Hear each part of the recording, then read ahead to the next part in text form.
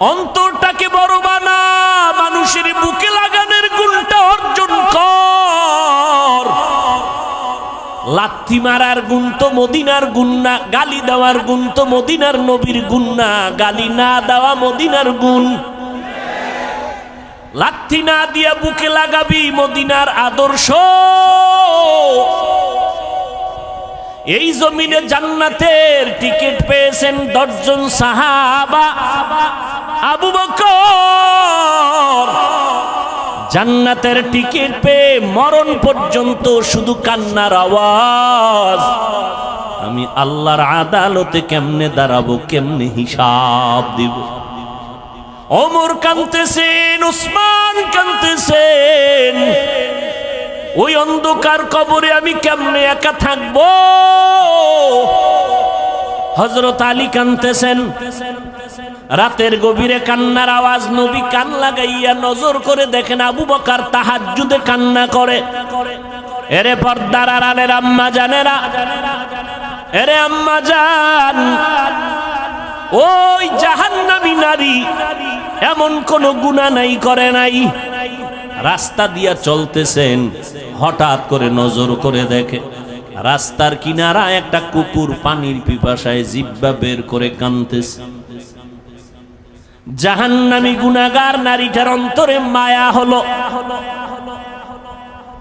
দৌড়াইয়া গেল পানি আনার জন্য, কিন্তু কোনো পাত্র নাই।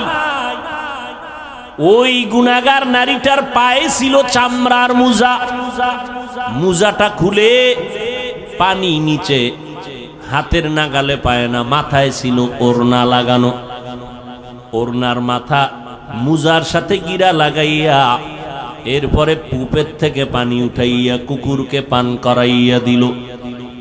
সাথে সাথে গাইবি আওয়াজ, মদিনার নবী বলেন, ও সাহাবায়ে কেরাম শুনো, এত বড় গুনাহগার বান্দিটা শুধু কুকুরকে পানি পান করাইলো আমার আল্লাহর মোহব্বতের জন্য। পানিটা পান করানোর সাথে সাথে গাইবি আওয়াজ, ও জাহান্নামী গুনাহগার, তোর জীবনের সব গুনাহ মাফ করে দেওয়া হলো। আজ আমার সমাজে হাজারো মুসলমান নামাজ কায়েম করে, নামাজ পড়ে, অথচ গুনাহ ছাড়ে না। নামাজ পড়ে সুদ খায়, নামাজ পড়ে ঘুষ খায়, নামাজ পড়ে বেপরদায় চলে, আছে না নাই? অথচ আল্লাহর ওয়াদা, নিশ্চয়ই মানুষ গুনাহ থেকে বাঁচবে। কেমনে? কয় নামাজ তাকে গুনাহ থেকে বাঁচাবে। ইন্নাস সালাতা তানহা আনিল ফাহশাই ওয়াল মুনকার। কোনো সন্দেহ নাই, সমস্ত পাপের থেকে বাঁচাইয়া রাখার একমাত্র মাধ্যম হলো নামাজ। প্রশ্ন বড় জটিল।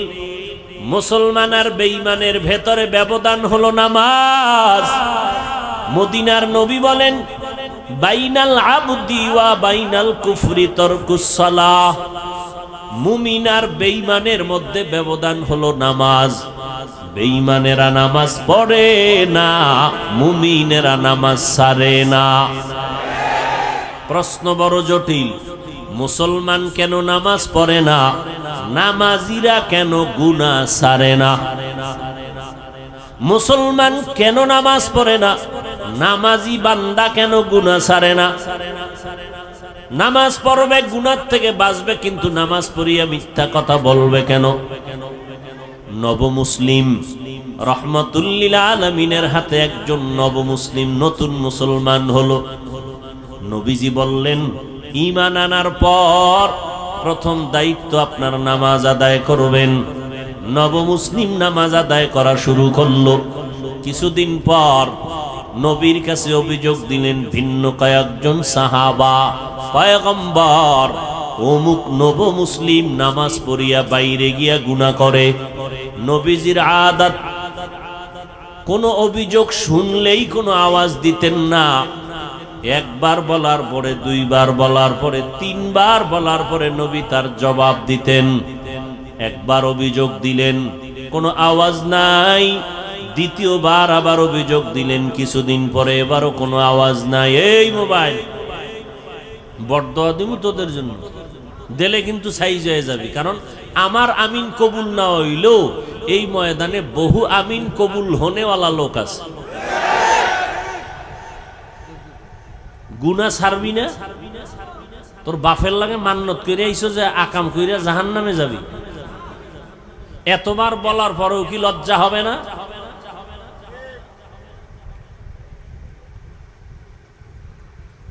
ভাইরা আমার,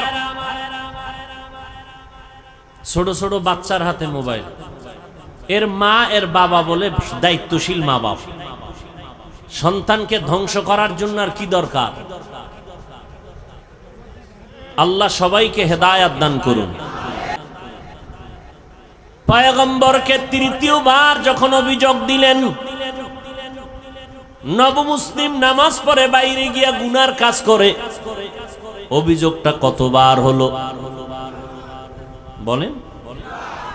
নবী এবার জবাব দিলেন, লম্বা চওড়া কথা না, নবীজি কথা বলতেন সংক্ষেপ, তার ব্যাখ্যা হতো অনেক বড়।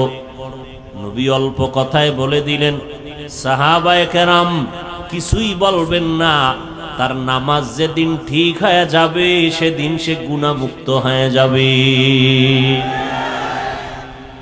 মকুন সুসুতি নামাজে পাঞ্জে গানা, ফাওয়াইলুল লিল মুসাল্লিনাল্লাযীনা মুমিনারা ইনামাজ ইমদাদ দা ইস্তাঈনু আয়াতে কুরআন বাখা আয়াতে কদ আফলাহারা ইয়াদকুন গৌর কুন্দর মানি আজ দিল সাদেকুন। ভাইরা আমার, নবী জবাব দিলেন অল্প কথায়, যেদিন নামাজ ঠিক হবে সেদিন গুনাহমুক্ত হয়ে যাবে। তাহলে নামাজ পড়িয়াও গুনাহ করে, কারণ কি বুঝলেন? কি বুঝলেন কারণ? নামাজ ঠিক হয় নাই। জমিনের মধ্যে সর্বশ্রেষ্ঠ জায়গা মসজিদ। قال النبي صلى الله عليه وآله وسلم أحب البلاد إلى الله مساجدها وأبغض البلاد إلى الله أسواقها। পয়গম্বর বলেন, জমিনের মধ্যে শ্রেষ্ঠ জায়গা হলো মসজিদ, আর সব থেকে খারাপ জায়গা হলো বাথরুম। কি ঠিক? বাথরুম কি? বাজার। নবী বাথরুম রে খারাপ না বলে বাজারকে খারাপ কেন বললেন? এর একমাত্র কারণ, মানুষ বাজারে গিয়া যেই পরিমাণ গুনাহ করে ফেলে ওই পরিমাণ গুনাহ বাথরুমে হয় না। উত্তম জায়গা আল্লাহর ঘর, যেখানে সেজদা দেয় মানুষ সেখানে কম যায়, বাজারে বেশি যায়। মনে হয় জানো গোপনে ইশারায় বলতে থাকে, নবী কথাটা মনে হয় ঠিক বলেন নাই। নবী যদি আমগো মনের মতো বলতেন, খারাপ জায়গা হলো মসজিদ, ভালোটা হলো বাজার। মানুষ বাজারের মধ্যে সময় বেশি কাটায়, মারপিট আর রং তামাশা সেখানে বেশি হয়। এবার বলবেন বাজারে তো নবীও যাইতেন, আমরা হুজুরেরাও তো বাজারে যাই, ব্যবসা করি। আবু বকর ব্যবসা করেছেন, আমাদের মাযহাবের ইমাম আবু হানিফা রাহমাতুল্লাহ আলাইহি ব্যবসা করেছেন, বাজারে যাইতেন সব নবীরা, সব আল্লাহওয়ালারা। এরপরও কেন বাজারকে খারাপ বললেন? বাজারে যাইতে নিষেধ নাই ও বান্দা, বাজারে গিয়া গুনাহ করা তোমার জন্য নিষেধ। জরুরত সারার জন্য বাজারে যাও, আবার ব্যাক করে ঘরে যাও, ওখানে বাজে কোনো কথা যেন না হয়, কারণ ব্যবসা করা হালাল। আহাল্লাল্লাহুল বাইআ ওয়া হাররামার রিবা, ব্যবসা আল্লাহ হালাল করেছেন, সুদ আল্লাহ হারাম করে দিয়েছেন। এরে নবীর আশিক, উত্তম জায়গা আল্লাহর ঘর, কিন্তু এই জায়গায় মানুষ ঢুকতে গিয়েও কোনো আল্লাহর ভয় অন্তরে রাখে না। আল্লাহর ঘরে যারা যাবে এরা জমিনের কোনো মেহমান না, এরা আমার মালিক রব্বুল আলামিনের মেহমান। এমপি সাহেব ডাকলে মানুষ কত সুন্দর সজ্জিত হইয়া এমপি সাহেবের ডাকে সাড়া দেয়। ও মানুষ, আপন কোনো আত্মীয়র বাড়ি গেলে পুরান জামা বাদ দিয়া নতুন ড্রেস পরিয়া যায়। আমার আল্লাহর বাড়ি নামাজে যারা যাও, তোমরা গেঞ্জি পরে যাও কেন? ময়লা জামা নিয়ে যাও কেন? আল্লাহর মেহমান তো আল্লাহর ঘরে আল্লাহর সাজে সজ্জিত হয়ে যাওয়া দরকার। সেখানে গেঞ্জি পরে যায়, টুপি নাই, জুতা নাই, আবার গেঞ্জির ভিতরে কত বাঘ ভাল্লুক বানরের ছবি, আবার কত ইংরেজি লেখা আছে না নাই? এই হলো নামাজের হালাত। হ্যাঁ, সবার শেষে যায় আবার সবার আগে বের হয়। 5 বেলার নামাজ তো নাই, ওই জুমার দিন যায় তাও সুন্নতের খবর নাই। সালামের পরে 2 রাকাত ইমাম সালাম দিল, বের হয়ে চলে গেল। জুমার সময় এত মানুষ, এরা ফজরেও নাই আবার আসরেও নাই। এই নামাজ দিয়া মানুষ গুনাহ থেকে ফিরবে না। আল্লাহর নবী বলেন কিয়ামতের দিন এই নামাজি তাকে জাহান্নামে নিয়ে যাবে। আল্লাহ তাআলা বলেন আমি মানুষকে একটা কাজের জন্য বানাইছি, ইবাদত। ইবাদত হবে নবীর তরিকায়। সীমানা কত দূর? বলে তোমার জিন্দেগি যেখানে যেখানে যাবে সেখানে ইবাদত। ইবাদতটা নবীর তরিকায় হবে, শুধু জিকির করা ইবাদত না। ও বান্দা, তুমি খানা খাইবা ইবাদত, তুমি খানা খাইবা না তাও ইবাদত। খানা সামনে রেডি, পেটের ভেতরে ক্ষুধা, ইফতারির টাইম বাকি আধা ঘন্টা, ক্ষুধাও আছে, খানাও সামনে আছে হালাল। রোজাদার খাইবেনি কেন? এই সময় খানা খাওয়াটা তোমার জন্য আল্লাহর বিধানে নাই, না খাওয়াটা ইবাদত। খানা হালাল কিন্তু খাওয়া কিনা ইবাদত না। রোজার হালাতে তোমার সামনে খানা, পেটেও ক্ষুধা, তারপরও খাওয়া যাবে না, কারণ আল্লাহর বিধানে নাই, নবীর তরিকায় নাই। এই সময় খানা ক্ষুধা থাকলেও খাওয়া যাবে না, না খাওয়া ইবাদত। নামাজ পড়ো ইবাদত, নামাজ না পড়াটাও ইবাদত। রোজা রাখা যেমন ইবাদত, একটু আগেই কিন্তু জবাব দিয়েছি রোজা না রাখাটাও ইবাদত। ঈদের দিন রোজা রাখা ইবাদত নাকি রোজা না রাখা ইবাদত? সূর্য যখন ডুবে, সূর্য যখন উঠে, তখন নামাজ পড়া ইবাদত নাকি না পড়া ইবাদত? ভাইরা আমার, নামাজ পড়া যেমন ইবাদত, না পড়াটাও ইবাদত। সব হতে হবে আল্লাহর জন্য, মদিনাওয়ালা নবীর তরিকায়। কিন্তু বড় দুঃখ, আল্লাহকেও চিনি না, মদিনাওয়ালা নবীর আদর্শ তরিকাও চিনি না। এখন আমরা কেমনে ইবাদত করব, সিস্টেম কেমনে জানবো? মদিনার নবী এক ঠিকানা দিয়া গেছেন, ওই ঠিকানায় গেলে ইবাদত শিখবা, তরিকাও পাইবা। ওই ঠিকানার নাম হলো উলামায়ে আহলে হকের সোহবত। ইলমে রা'জাজু করদান বেহিসাব, খলকে রাদাদান জওয়াবে বাসওয়াব, হক না দারাত দোস্তে খলকা জারেরা, নিস্তে ই খসলত একে দিনদারেরা। আল্লাহর জন্য ইবাদত করো, অল্প হলেও নাজাতের জন্য যথেষ্ট। আল্লাহ বেশি আমলের জন্য তোমাকে টাইট করেন নাই, তাকিদ দেন নাই, বরং আল্লাহ কোরআনের এক জায়গায় বলেন আল্লাযী খালাকাল মাউতা ওয়াল হায়াতা লিয়াবলুয়াকুম আইয়ুকুম আহসানু আমালা। আমি তোমাকে জমিনের মধ্যে পাঠাইছি পরীক্ষা করে, যাচাই করে দেখব কারা উত্তম আমল করে। আকসারু আমালা বলেন নাই, আহসানু আমালা। বেশি আমল আল্লাহ চান না, আল্লাহ চান অল্প আমল, তবে আমলটা হতে হবে আল্লাহর জন্য। ইবাদত কার জন্য? মা খালাকুতুল জিন্না ওয়াল ইনসি বাখা জুজ ইবাদত নিস্তে মাকসুদ আজ্জাহা। আল্লাহর এক বান্দি, নারী না পুরুষ? আল্লাহ তাআলার এক বান্দি, এমন কোন গুনাহ নাই করে নাই, গুনাহের সাগর,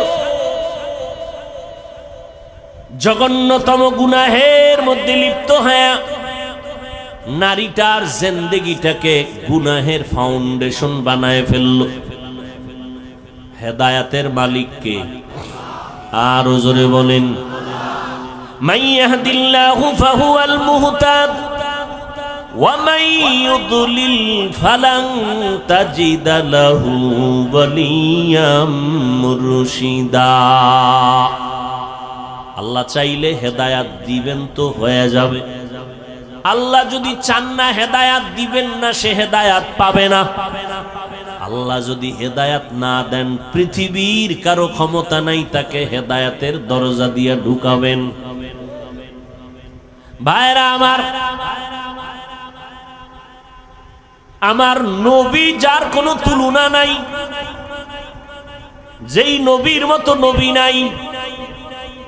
কেমন নবী আমার, যে নবীর চেহারা মোবারকে একটা নজর দিলে দীর্ঘদিনের ক্ষুধা নিবারণ হয়ে যায়।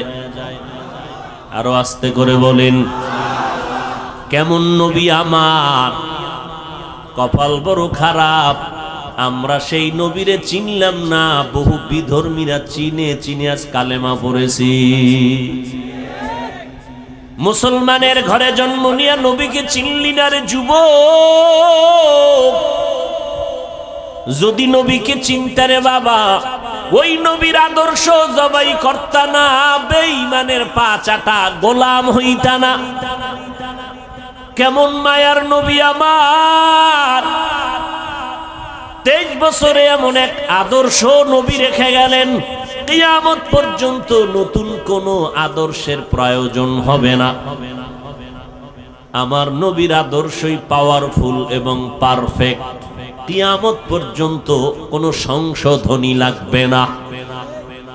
যদি কোনো মুনাফিক আওয়াজ দিয়ে কয় সেই 1500 বছর আগের ইসলামটাকে একটু মডিফাই করা দরকার, সেই মুহাম্মদের 1500 বছর আগের পুরানো আদর্শ একটু চেঞ্জ করা দরকার, জুতা হাতে নিয়ে জানায় দাও রে বেঈমান, তোর বিবেকটাকে পরিশুদ্ধ করা লাগবে, চেঞ্জ করা লাগবে।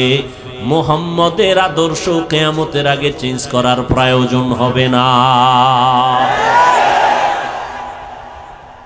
এই কোন ইহুদি, কোন খ্রিস্টান, কোন হিন্দু, কোন বৌদ্ধ, কোন বিধর্মী আজ পর্যন্ত বলার সাহস পায় নাই মুহাম্মদের আদর্শকে চেঞ্জ করো। কে পেয়েছে? ইসলামের ব্যানারওয়ালা একদল মুনাফিকরা বলে 1500 বছর আগের সেই ইসলামকে মডিফাই করা দরকার।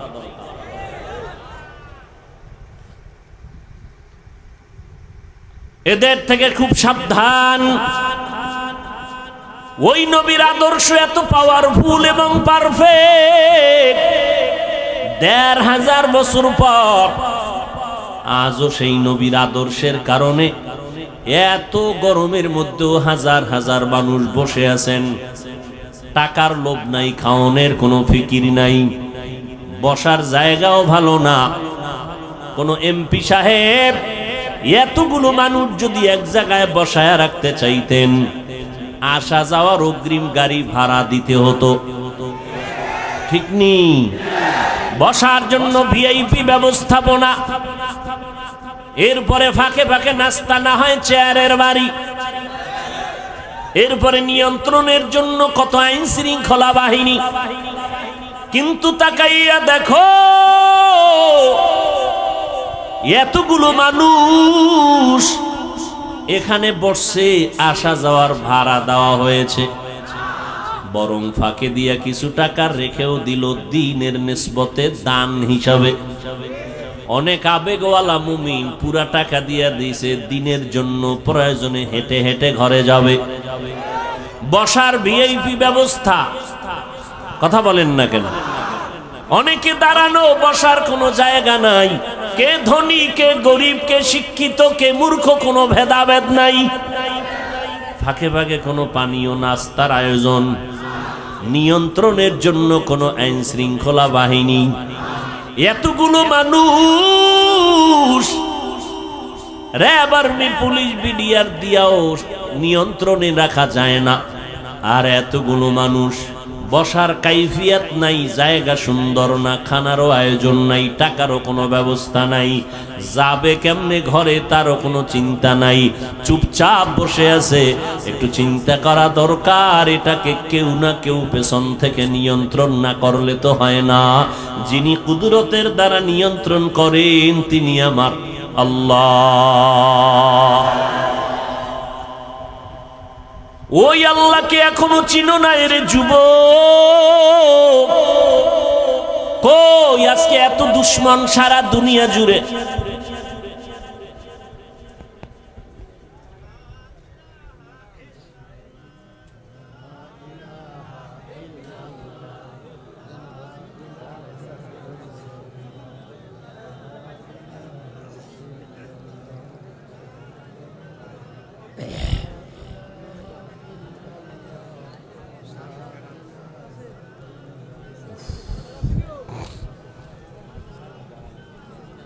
অন্ধকারে পালায় রওনা দিয়েছেন, হাসেন আবার। আমার তো লজ্জা লাগে যে আপনার অন্তরে ভয় আসলো না, অন্ধকারে পালায় যাবেন, এটা কোন অভ্যাস? ঠিক বে ঠিক বুঝে বইলেন, বদনাম কিন্তু আপনাদেরই। ভাইরা আমার, সারা পৃথিবী জুড়ে এত দুশ্মন, ইহুদি বেঈমান সব বিধর্মীরা চায় কোরআনের আওয়াজ বন্ধ হয়ে যাক, মাদ্রাসা বন্ধ হয়ে যাক, ওয়াজ মাহফিলের মাইকের আওয়াজ বন্ধ করো, শব্দ দূষণ। এইভাবে যুগে যুগে ওরা ষড়যন্ত্র করলো, হাজারো মাদ্রাসা বন্ধ করে দিল, আলেমরে জবাই করলো, ফাঁসির মঞ্চে ঝুলাইলো। এখনো অপচেষ্টা কম করে না কোরআনের আওয়াজ বন্ধ করার জন্য। অথচ আমরা তাদের বিরোধী শক্তি না, আমরা বিরুদ্ধে বলি না।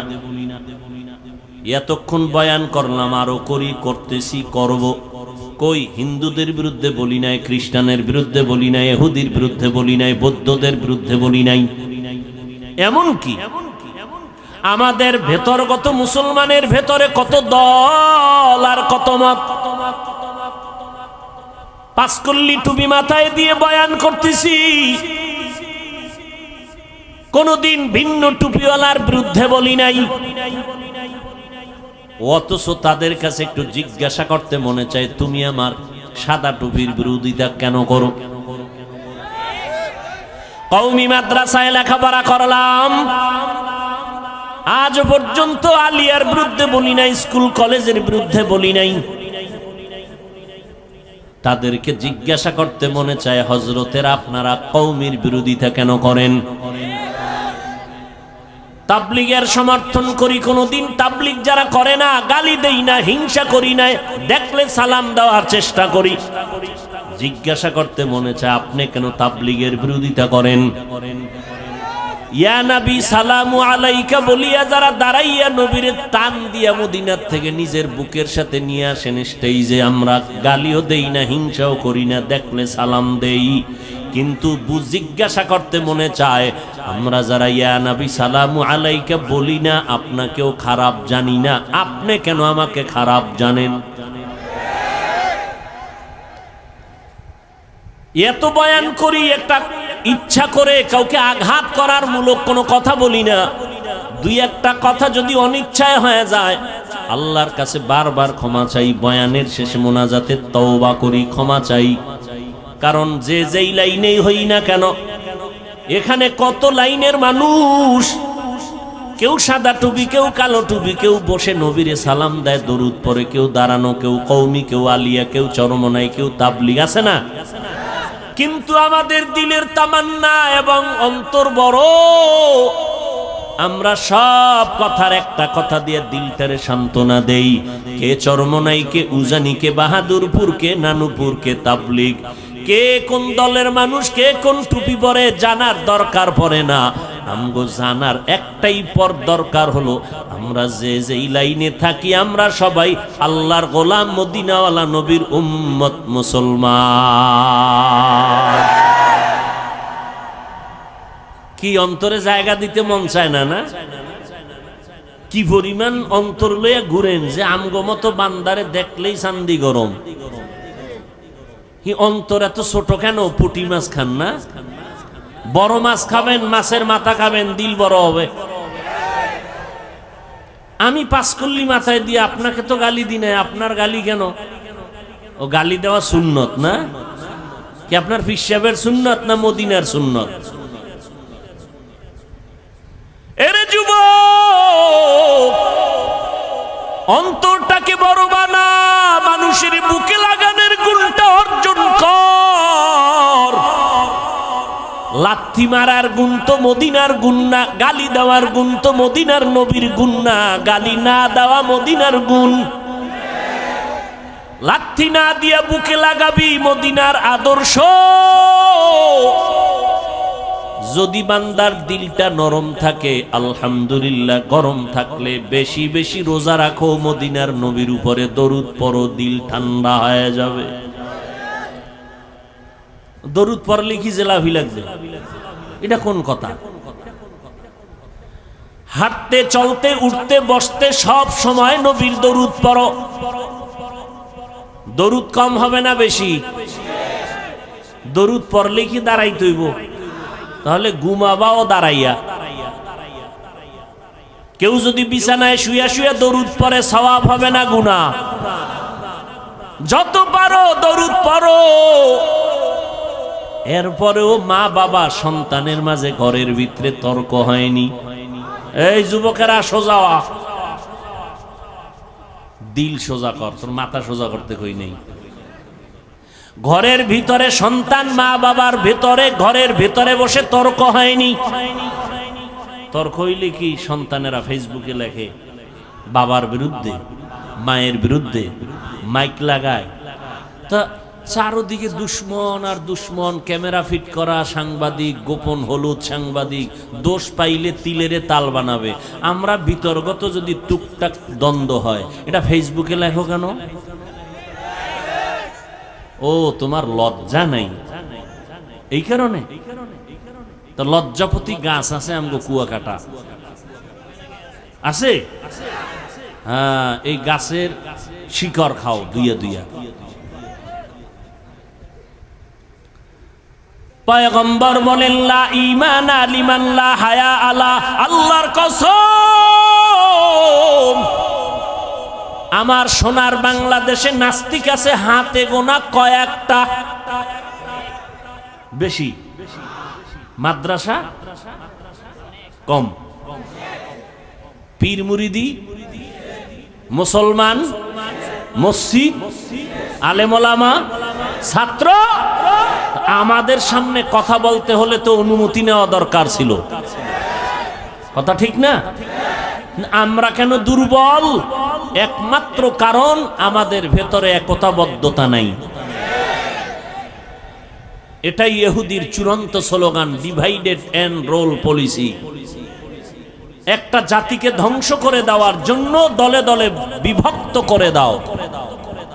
আর না, আজকে আমরা যদি আল্লাহর গোলাম, রসুলের উম্মত, মদিনার নবীর আশেক মুসলমান হিসাবে এক ব্যানারে থাকতাম, এই সোনার বাংলায় টুপিওয়ালাদের সামনে কথা বলতে হলে অনুমতি নিতে হতো। কিন্তু টুপিওয়ালার বিরোধিতা হিন্দু করবে কখন? তুমিই তো করতেছো। ইমামের পিছনে নামাজ পড়া বাইরে গিয়া ইমামের বিরোধিতা করে, এরকম মুসলমান আশেক নাই? কিতনা বড় নিমক হারাম। আবার বাবায় মরলে কয়, হুজুর আইয়েন একটু দোয়া ভরেন। আছে না নাই? আল্লাহ হেদায়াত দান করেন। ও যুবক, তুমিও মুসলমান, আমিও মুসলমান। তোমার আল্লাহ আমার আল্লাহ আলাদা না, এক। তোমার নবী আমার নবী এক, তোমার কোরআন আমার কোরআন এক, তোমার কাবা আমার কাবা এক, তোমার ধর্ম আমার ধর্ম এক। তুমি আমি দুনিয়াতে আসছি এক। নাকি লঙ্গি ভরে আসছো? বিদায় বেলাও সিস্টেম হবে এক। কাফন হবে কয়টা? কথা কয় না। কালার হবে আলাদা। তাবলিগলাদের কাফনের কালার আলাদা। এই দেশে নামদারি সুন্নি যারা, তাদের কাফনের কালার হবে আলাদা, কালো। কাফনের সংখ্যা 3টে, কালারও সবার এক। কে তাবলিগ, কে চরমনাই, কে ওয়াহাবি, কে সুন্নি, কে কওমি, কে আলিয়া, কে আওয়ামী লীগ, কে বিএমপি, কে এমপি, কে মন্ত্রী, কে ধনী, কে গরিব, কে মাওলানা, কে মুফতি, কে বক্তা, কে শ্রোতা। কাফনের ভিতরে যেদিন ঢুকবি সেদিন দেখবি বাহাদুরি আর সে। কাফনের উপরে লেখা থাকবে পিসা হুজুরের লাশ। হ্যাঁ, শেষ বাহাদুরি, সব শেষ। কাফনে ঢুকছো, কার লাশটা ফকিন্নির, কারটা ধনির, কোন লেখা আছে? এবার কবরের সাইজও হবে এক। কবরের মধ্যে রেখে মাটি পাড়াইয়া দিবে, শুধু পীর সাহেবের সাথে একটা মাইক লাগানো থাকবে, টেলিফোনের যোগাযোগ করবে। কবরের ভিতরে একটা ব্লুটুথ সিস্টেমের মেশিন থাকবে যোগাযোগের জন্য।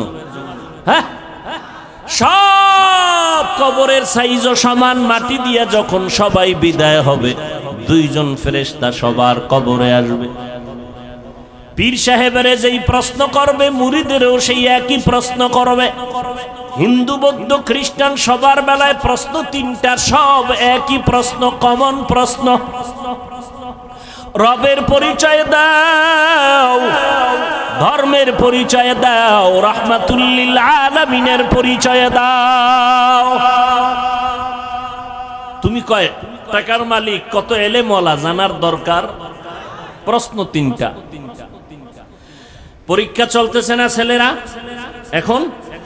ও যুবক, দুনিয়ার পরীক্ষার প্রশ্নপত্র ফাঁস হইয়া গেলে আগুন জ্বলে সবার অন্তরে।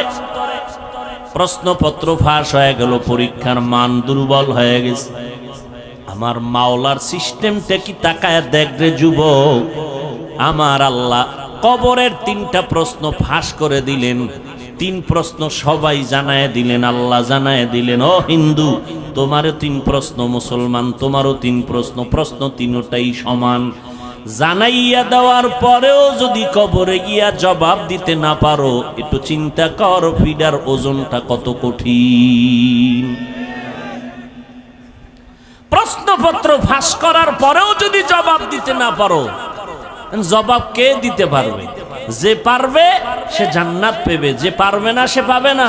কে পারবে? আমি হুজুর। কোনো গ্যারান্টি নাই, কারণ এই জমিনে জান্নাতের টিকিট পেয়েছেন 10 জন সাহাবা। আবু বকর জান্নাতের টিকিট পেয়ে মরণ পর্যন্ত শুধু কান্নার আওয়াজ। আমি আল্লাহর আদালতে কেমনে দাঁড়াবো, কেমনে হিসাব দিব। ওমর কাঁদতেছেন, উসমান কাঁদতেছেন। ওই অন্ধকার কবরে আমি কেমনে একা থাকবো। হযরত আলী কাঁদতেছেন, অথচ তাদের নামে জান্নাতের টিকিট রেডি। কয়জন? এই জোরে কও যুবকেরা। রাতের গভীরে কান্নার আওয়াজ। নবী কান লাগাইয়া নজর করে দেখেন আবু বকর তাহাজ্জুদে কান্না করে। জান্নাতের টিকিট পেয়ে যদি কাঁদেন, তো আপনার আমার উপায় কি?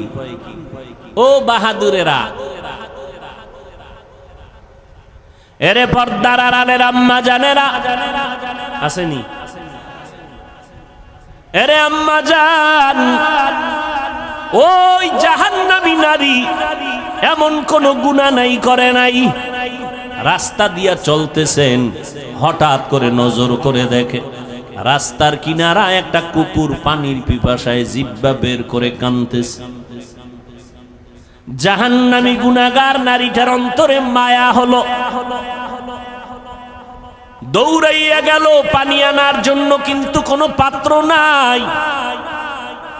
ওই গুনাহগার নারীটার পায়ে ছিল চামড়ার মোজা, মোজাটা খুলে পানি নিচে, হাতের নাগালে পায় না, মাথায় ছিল ওড়না লাগানো। ওড়নার মাথা মুজার সাথে গিরা লাগাইয়া এরপরে কূপের থেকে পানি উঠাইয়া কুকুরকে পান করাইয়া দিল। সাথে সাথে গাইবি আওয়াজ, মদিনার নবী বলেন, ও সাহাবায়ে কেরাম শুনো, এত বড় গুনাহগার বান্দিটা শুধু কুকুরকে পানি পান করাইলো আমার আল্লাহর মোহাব্বতের জন্য। পানিটা পান করানোর সাথে সাথে গাইবি আওয়াজ, ও জাহান্নামী গুনাহগার, তোর জীবনের সব গুনাহ মাফ করে দেওয়া হলো। এই জন্য কোন ছোট নেক আমলকে ছোট মনে করে ছেড়ে দিবেন না, কারণ একটা ছোট আমল যদি আল্লাহ কবুল করে দেয় এটাই আপনার জন্য বড় পাওয়া। আবার ছোট গুনাহকে গুনাহ মনে করে করবেন না, কারণ একটা ছোট গুনাহে যদি আল্লাহ ধইরা ফেলায় আপনার জীবন শেষ। আল্লাহর আর একজন বান্দি জীবনভর নেক আমল করেছে, আগের বান্দি জীবনভর গুনাহ করছে, আর এই বান্দি জীবনভর নেক আমল করেছে। মরণের আগে সামান্য একটা অপরাধ করলো, আল্লাহর ভিন্ন একটা মাখলুক একটা বিড়ালকে ঘরের মধ্যে বাইন্দা খাঁচায় আটকায়া দিছে, নিজেও খানা দেয় না, বিড়ালটা বাইরে গিয়ে খাবে সেই সুযোগও মহিলাটি দেয় নাই। বিড়ালটা খাঁচায় বসে ধুকে ধুকে না খেয়ে মরে গেল। মদিনার নবী বলেন, ও সাহাবায়ে কেরাম, মহিলার জীবনের এত নেক আমল এই সামান্য একটু অন্যায়ের কারণে আল্লাহ সব আমল বরবাদ করে মহিলাকে জাহান্নামী বানায়া দিছে। একটা বিড়ালকে কষ্ট দিলে যদি এই অবস্থা হয়, ও মানুষ, তুমি মানুষ হইয়া মানুষকে কিভাবে কষ্ট দাও? মানুষের ইজ্জত দিয়ে কেমনে তুমি সিনিমিনি করো? মানুষের ইজ্জতের উপরে কেমন হামলা করো? আমার আল্লাহ তো বিচারক আছে, তোমার এত পেরেশানি কেন? সাধারণ মানুষের ইজ্জত নষ্ট করো, সেখানেও কিছুটা চিন্তা করার সুযোগ আছে, কিন্তু আলেমের ইজ্জত নিয়ে যদি টানাটানি করো তোমার উপায় কি হবে রে বাবা? আল্লাহ তাআলা সব কথার একটা শেষ মোহাব্বতের ডাক দিয়া বলে, বান্দা এত কথা শুই না, ভয় পাইস না, আয় তওবার দরজা দিয়া ঢোক। 70 বছর পর্যন্ত যদি গুনাহ করো, তওবার মতো যদি একটু তওবা করে চোখের পানি ছেড়ে দাও, আমি তোর 70 বছরের গুনাহ একটা সেকেন্ডে মাফ করে তোরে পবিত্র বানায় দিব। ও যুবক, ও পর্দার রানের আম্মা জানেরা, কয়দিন আর বাহাদুরি করবেন?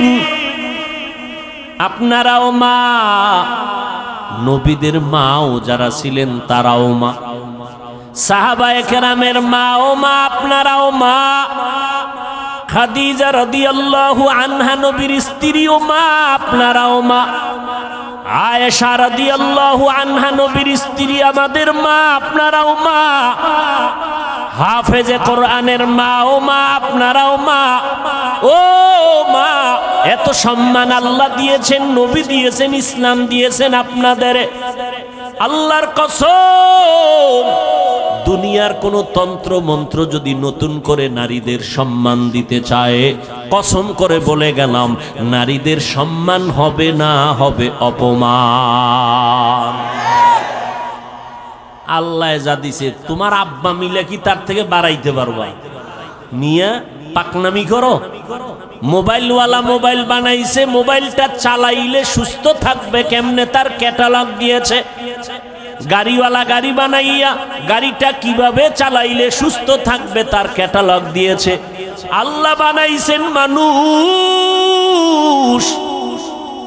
আসমান আল্লাহ বানাইলেন আমার জন্য, জমিন আল্লাহ বানাইলেন মানুষের জন্য, সূর্যের আলো আমাদের জন্য, চাঁদের আলো আমাদের জন্য, বাতাস আমাদের জন্য।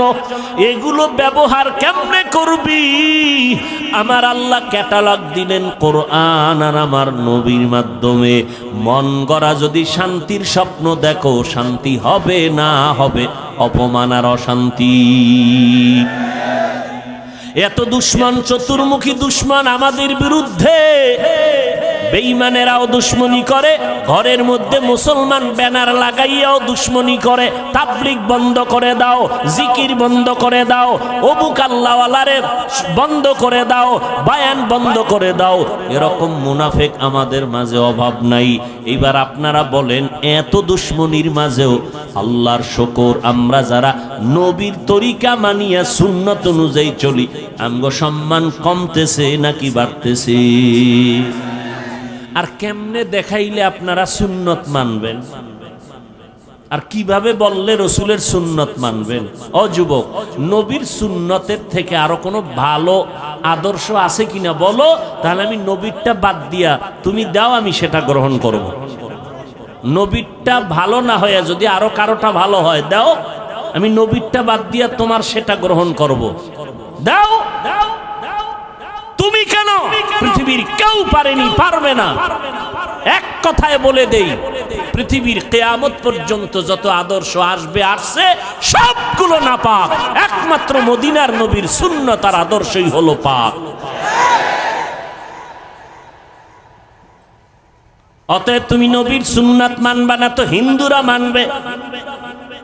আমার নবীর তরিকা, কেমনে চুল কাটবা, কেমনে চুল রাখবা, নবীর সুন্নাত নাই। নবীরটা ভাল লাগে না?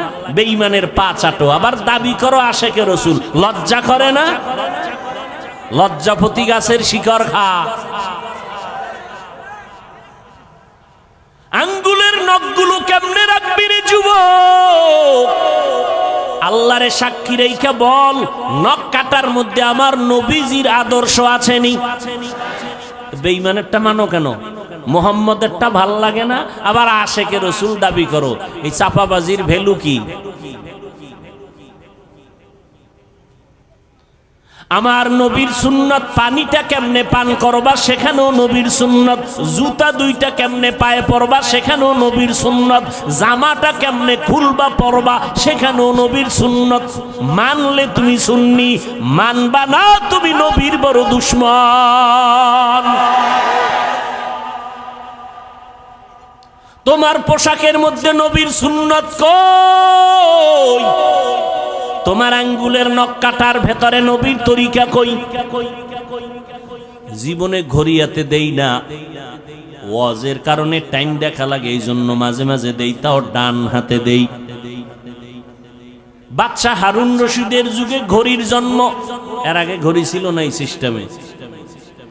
ডান হাতে দেই কেন? ছাত্র জীবনে ওস্তাদ বলেছেন সেই ছোটবেলা, এই ছেলে বাম হাতে ঘড়ি দিবি না যদি কখনো দাও, কারণ কোন মুরব্বী যদি তোর ওস্তাদ সমতুল্য কয় টাইম কত, বাম হাতটা সামনে নিবি না ডান হাতটা নিবি। গুনাটুনা কিছু নাই, কিন্তু আদবের একটা বিষয় আছে, কোনো গুনাটুনা নেই। ভাইরা আমার, আর তুমি শিক্ষকের সামনে বিড়ি টানো না, হাসো কেন? লজ্জা করে না? কানতে থাক বেটা, কানতে থাক। শিক্ষকের সামনে বিড়ি টানে, মোবাইলে কথা বলে, আরো কত অপরাধমূলক কাজ করে, কোনো সীমা নেই। এখনো এত বড় বক্তা হইয়াও চেষ্টা করি ওস্তাদ পাইলেই জুতা দুইটা হাতের মধ্যে নিয়ে টানি। মা বাবার জুতা এখনো ধুইয়া দেই। কি শিখেছ? আদব কি শিখেছ? রাস্তা দিয়ে হাঁটলে কোনো মুরব্বির পাশে যদি থাকি, সূর্যের ছায়া পড়লে চেষ্টা করি আমার ওই মুরব্বির ছায়ার উপরে যেন আমার পাও না পড়ে। এটা গুনাটুনা কিছু না, যত আদব দেখাবো তত আল্লাহ খুশি হবেন। আর মায়ের সামনে, বাবার সামনে মোবাইল চালাও, টেলিভিশন দেখো, নাচ গান দেখো, লজ্জা করে না? ঘড়িটা হাতে দিয়া বাম হাতে দৌড়াও, বান্ধবী নিয়ে আড্ডা দিতেছো, মা বাবার সামনে লজ্জা করে না? কয় কিসের লজ্জা, আব্বা আম্মাও তো এই পথের যাত্রী।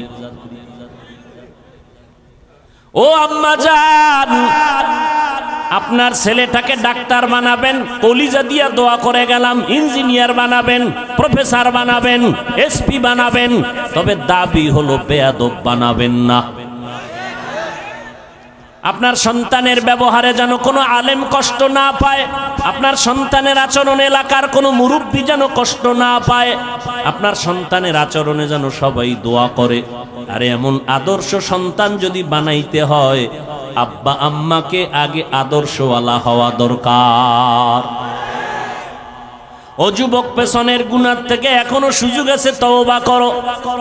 নবীর তরিকার মালা গলায় লাগাও, দাড়িটা লম্বা করো, 5 বেলার নামাজ পড়ো, মা বাবার খেদমত করে দোয়া নাও, আলেম ওলামাদের দোয়া নিয়ে আমল শুরু করে দাও। তোমার মতো যুবক, আমি বলি না আমগো মতো হুজুর হও না, একবারও না। তুমি যেই লাইনেই আছো ওই লাইনে থাকিয়া নবীর তরিকা মতে চলো, নামাজ পড়ো। তোমার মতো যুবক সন্তান স্কুল কলেজে পড়ে, 5 বেলার নামাজি, মিথ্যা বলবা না, বলো আছে না নাই? তুমি পারো না কেন?